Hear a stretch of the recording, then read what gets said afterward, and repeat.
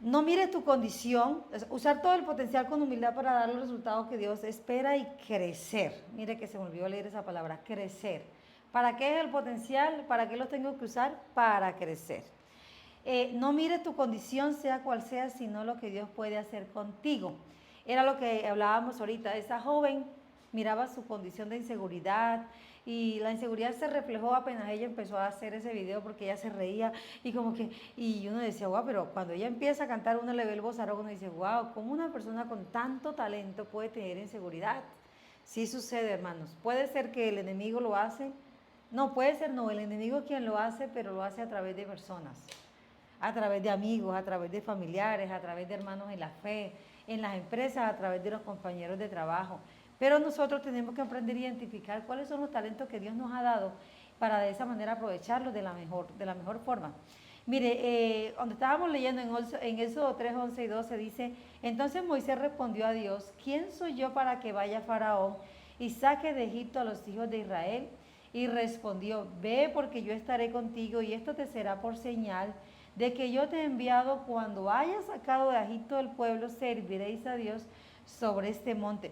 Hechos 7:22. Y fue enseñado Moisés en toda la sabiduría de los egipcios y era poderoso en sus palabras y obras. Explíqueme cómo es que ahora Moisés le dice al Señor, yo no hablo bien, yo soy tartamudo, en pocas palabras, soy torpe para hablar. Explíqueme qué pasó con el Moisés. Mire lo que dice. En toda la sabiduría de los egipcios era poderoso en sus palabras y obras.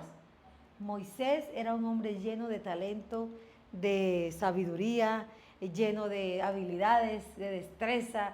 Era un hombre, uno dice, pero ¿cómo un hombre que duró 40 años formándose y que la Biblia me lo especifica, me lo aclara, que tenía ese gran potencial, viene ahora a decirle a Dios, ¿qué era lo que le decía? ¿Quién soy yo para que vaya Faraón y saque de Egipto a los hijos de Israel?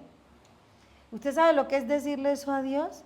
Y Dios sabiendo todo lo que tenemos. Usted conoce la historia, luego Dios le dice, bueno, pero ¿quién hizo los ojos de los hombres? ¿Quién hizo los oídos de los hombres? ¿Quién hizo la boca de los hombres? ¿Acaso no fui yo? Entonces no haré yo algo y no tienes ahí a Aarón tu hermano que lo puede hacer por ti.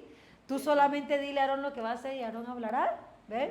40 años en Egipto, luego de estar 40 años en el desierto es cuando Dios se le aparece. Ya llevaba 40 años siendo ahí en el desierto formado y ya había cambiado su vida del cielo a la tierra, el cambio había sido total.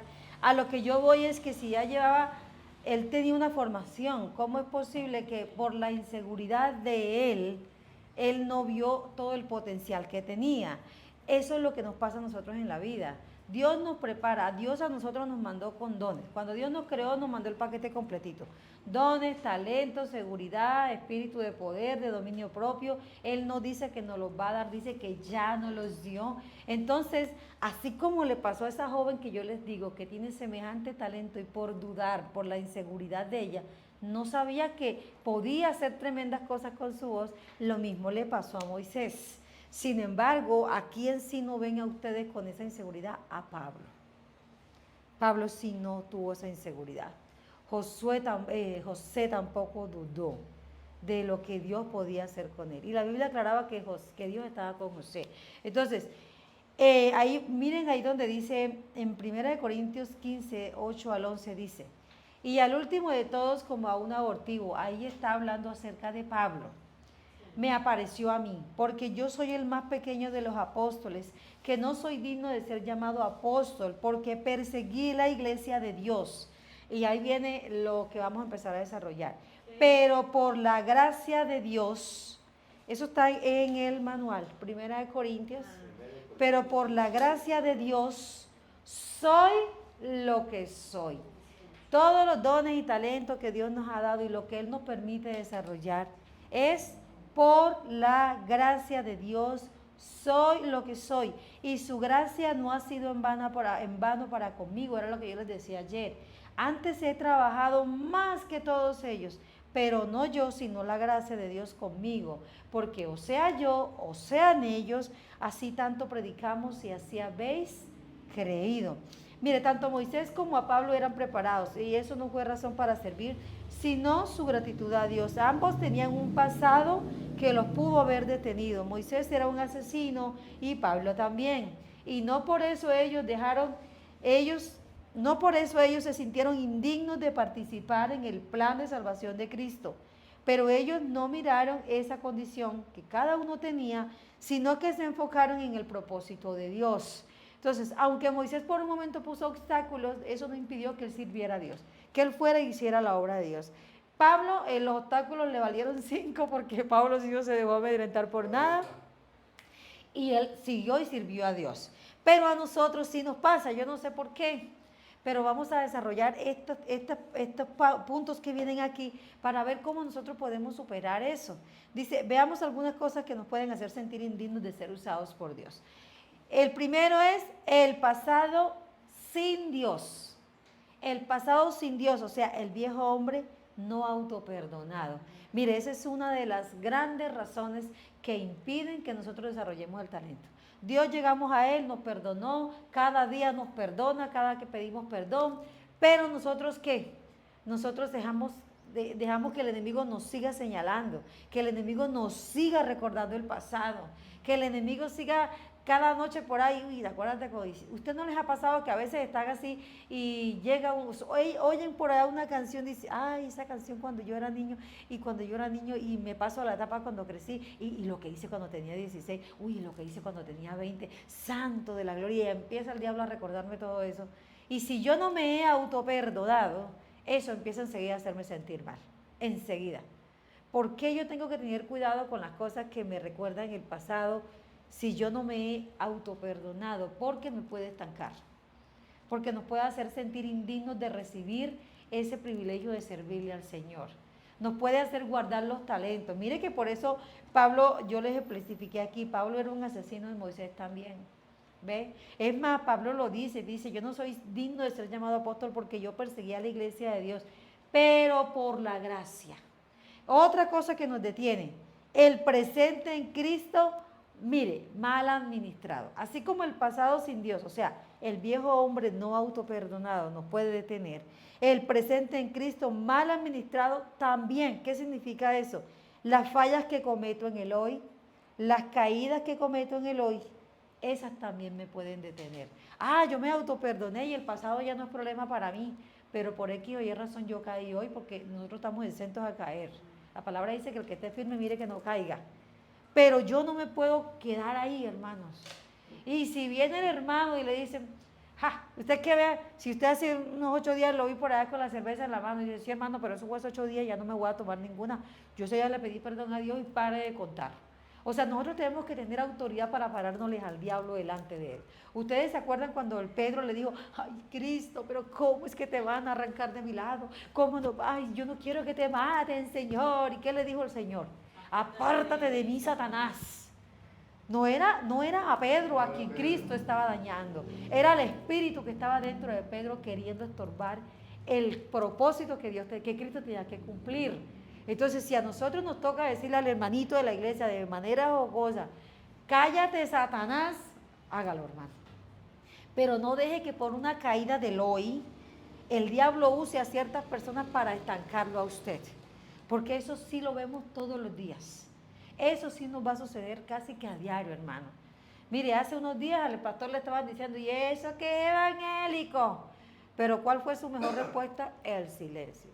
¿Por qué? Porque él estaba seguro quién era él. Él estaba seguro a quién le está sirviendo. Él está seguro que aunque hubo un pasado que no era el mejor, ya él está perdonado y que él hoy no tenía por qué rebajarse a pelear con el enemigo, a darle gusto al enemigo. Entonces, el diablo va a usar a las personas, incluso a las que usted más quiere, para que le duela más la herida. Porque no es lo mismo que el vecino me diga loca a que me diga mi esposo. Y digo, loca, y empieza la pelea. Entonces, las caídas del hoy, estando en el Evangelio, son de las cosas que nos impiden seguir avanzando. Otra, el miedo a no superar las caídas, el pecado repetitivo y la incapacidad de vivir en santidad. Usted sabe que el pecado repetitivo se vuelve iniquidad, ¿verdad? ¿Usted le ha pasado que usted tiene ciertas fallas en su vida? Hermano, que usted lucha y mejoró y a los 15 días, ay no, otra vez caí en esto, Señor, ¿yo qué voy a hacer? Y no le estoy hablando de esos pecados Grande porque ya los que estamos lavados por la sangre de Cristo y hemos sido realmente convertidos, no pecamos con intención, no andamos premeditando el pecado, ¿ve? Tratamos más bien de no enfocarnos en qué voy a pecar, sino cómo yo voy a agradar a Dios. Pero hay pecados sutiles, de esas zorrillas que habla la Biblia. Yo le hago, por ejemplo, ¿qué ejemplo tomo para no herir a nadie? La ira. En la ira podemos caer todos. Y yo puedo coger rabia hoy. El domingo lo vimos, una hermana que estaba aquí y saliendo de aquí, no se acababa de terminar el culto, pasó algo en su casa y ella allá afuera fue y eso todo el mundo la oyó allá con una gritadera. Eso es causa de una ira no controlada, porque no hemos aprendido a controlar nuestras emociones. Esos son los pecaditos que nos hacen en algún momento llegar a sentir como que yo no merezco seguir sirviendo. Porque por más que lucho con esta ira, vuelvo y caigo en ella.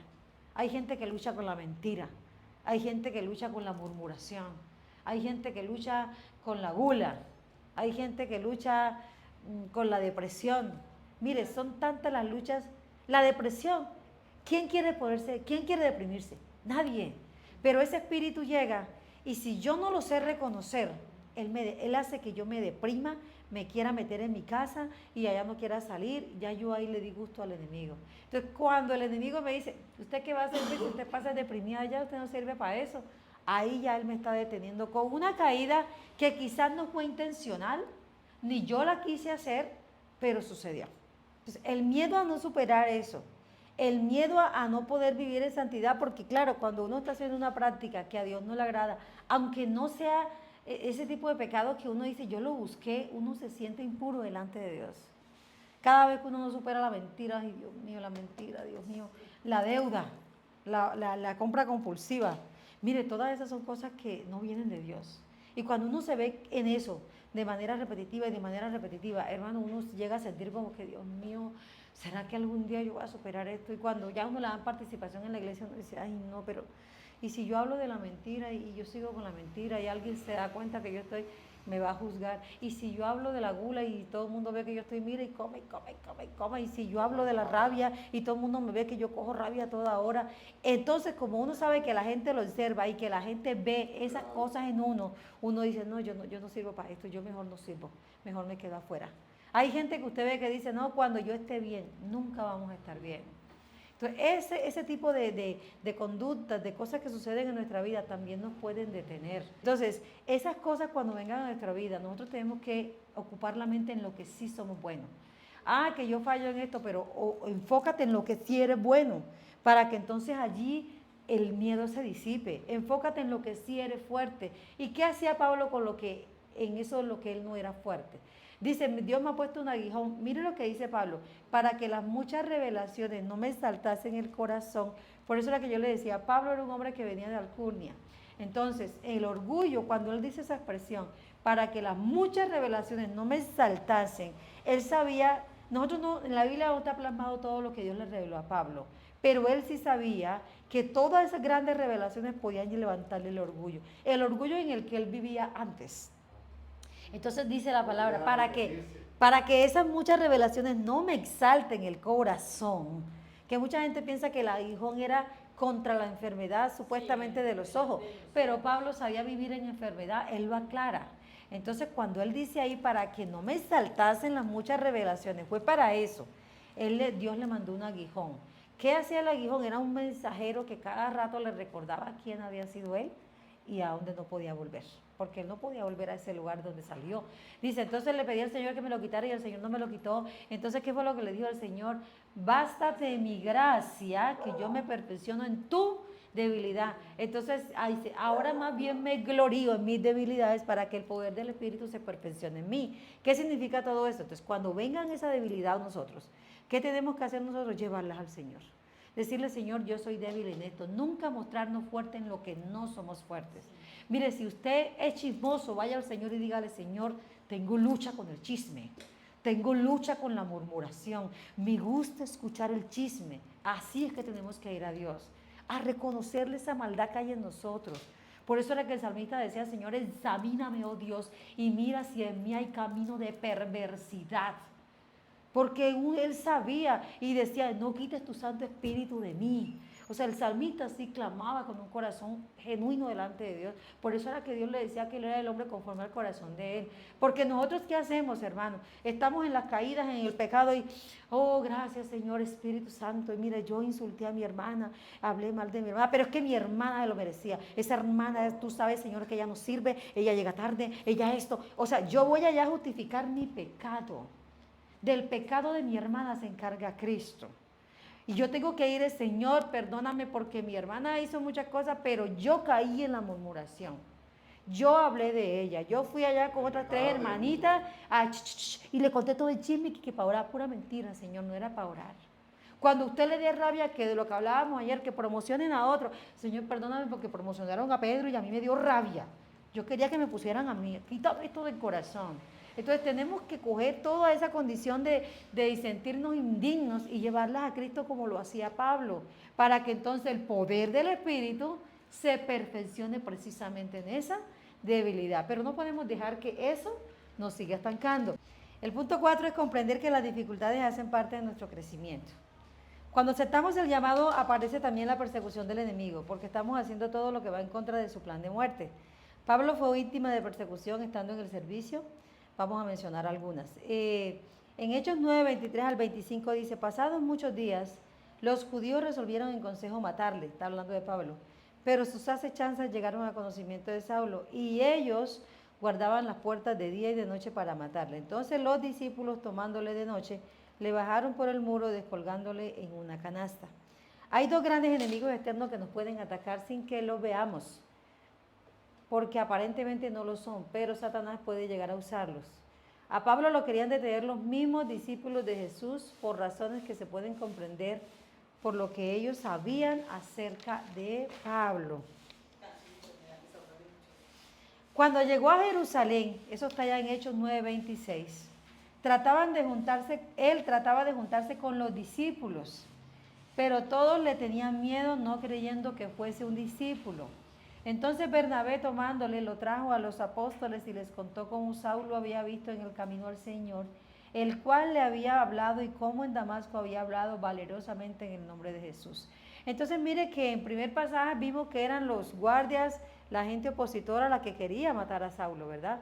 Pero aquí en Hechos 9:26 ya no vemos que eran los enemigos evidentes, externos y conocidos, sino los mismos hermanos de los discípulos, por lo que comentábamos ayer, porque como conocían el pasado de Pablo, ellos también querían, se volvieron enemigos de Pablo, porque dígame usted que se convierta a Cristo y usted venga a la iglesia, y si esa persona que se convirtió era un delincuente, era un ladrón, hasta yo tengo que admitir que si llega el hermano que era ladrón, yo cojo mi bolsito y lo aprieto aquí.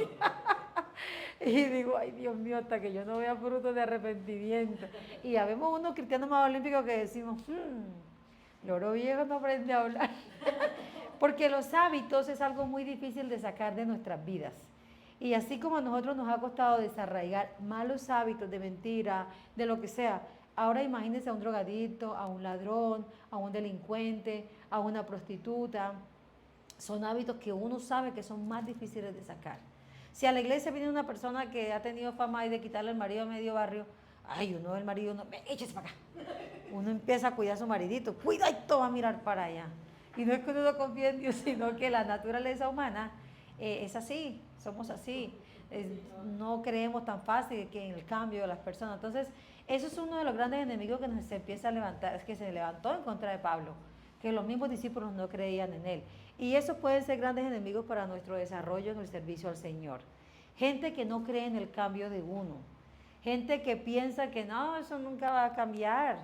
Mire, yo puedo estar segura que mucha gente que me conoció antes, que sabían cómo era yo de imprudente, de irreverente, de radical con muchas personas, y dirán, está pastoreando, pobre gente la que está pastoreando, ¿verdad? Porque sí, cuando me casé a mi esposo, alguien le dijo, uy, no, yo lo compadezco a usted.